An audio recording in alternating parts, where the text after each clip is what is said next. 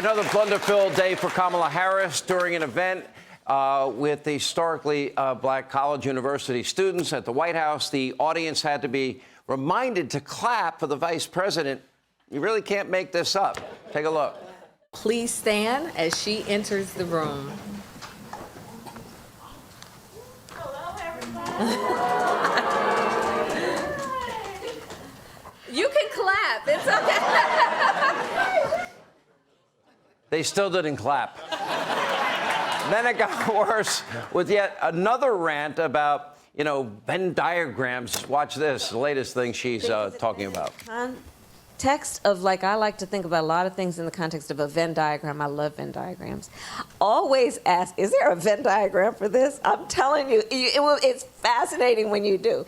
So, Venn diagram, those three circles, right? And if you want to add some more circles to the Venn diagram, the solutions also look like what we need to do to invest in a clean energy economy.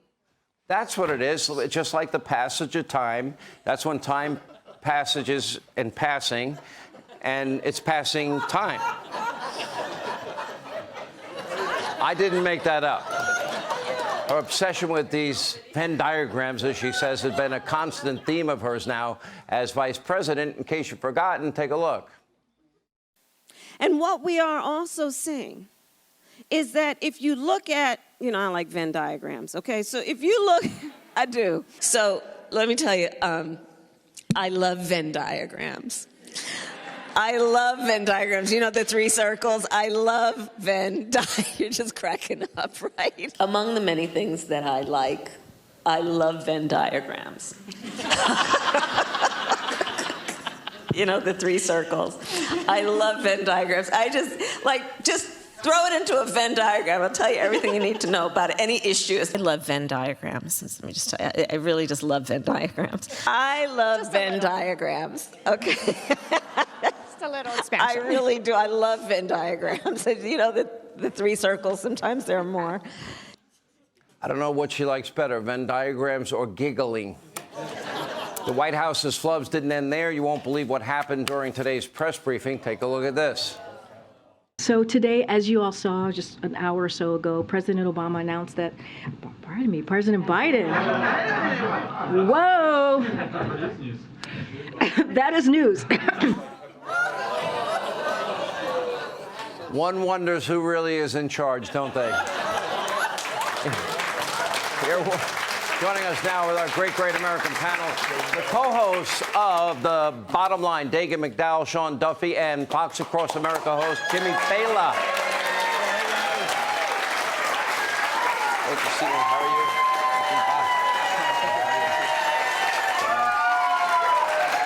Wow.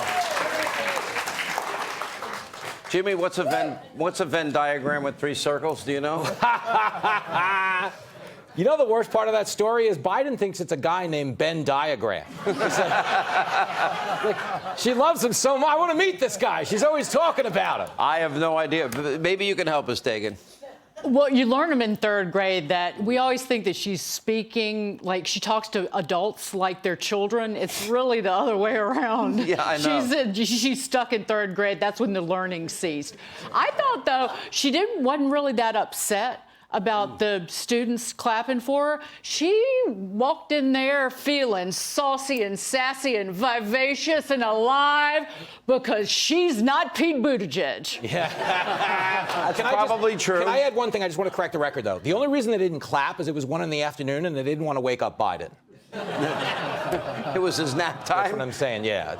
Sean, I worry about him running again and ever winning. That scares the hell out of me. But then I worry about her running, and I don't know what scares me more, her or him. So I think that's the point of the Democrats, right? They look at Kamala Harris, and she's unserious. Sometimes it looks like she's smoking dope.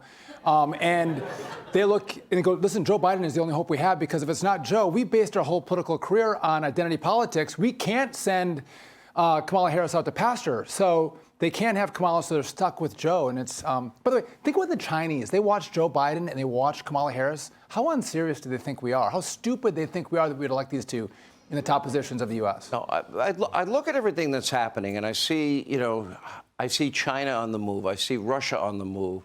I see the economy. Lawrence Summers is warning of a real economic crash. Yeah. Dagen, you follow this. You both follow this. And we have really serious problems, and I just don't think they're up to fixing any one of these problems. I don't think they understand the intricacies of an economy. I don't think they understand what's really going on in terms of Ukraine. I worry about the Bidens being compromised. I got a lot of thoughts spinning in my head about where things can go, and none of them seem to be going in the right direction. Well, number one, energy, destroying our energy sector, driving up energy prices, that gave Vladimir Putin enough money to invade Ukraine.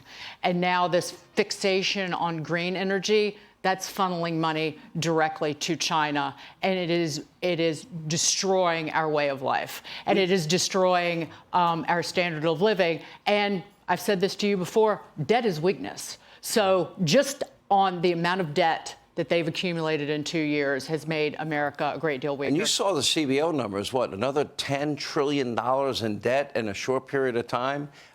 Looking down the line at $50 trillion in debt, debt to GDP ratio now, over 100%. It's normally about 46%. It's at 125% right now. And so, listen, they know what they're doing. They're people inside the White House, they're smart.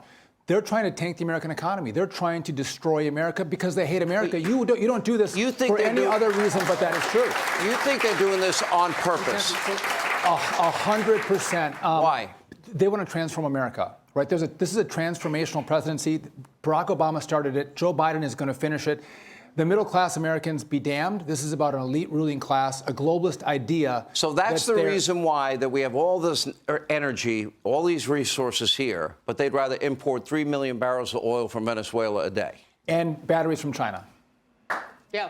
Listen, I shouldn't be questioning anybody's handling of money based on this jacket that I paid money for. It was on Wait sale, a minute. Yeah. That wasn't a dumpster dive. Stop it. This is from my, don't insult my stylist or his seeing eye dog. I'm not going to take this. But you know it's bad in New York? The Statue of Liberty used to have a torch. Now she has a coffee cup with money in it. Oh, man. Like, dude, this is embarrassing. We're supposed to be the shining city on a hill.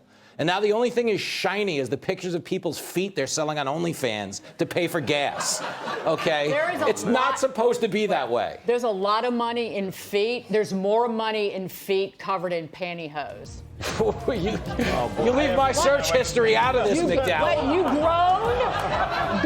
Go verify. And on that note. All right, great to see you all. Thank you for being with us. All right, straight ahead tonight, the 2024 GOP field got a little bigger. You'll meet the latest entry straight ahead. Hey, Sean Hannity here. Hey, click here to subscribe to Fox News YouTube page and catch our hottest interviews and most compelling analysis. You will not get it anywhere else.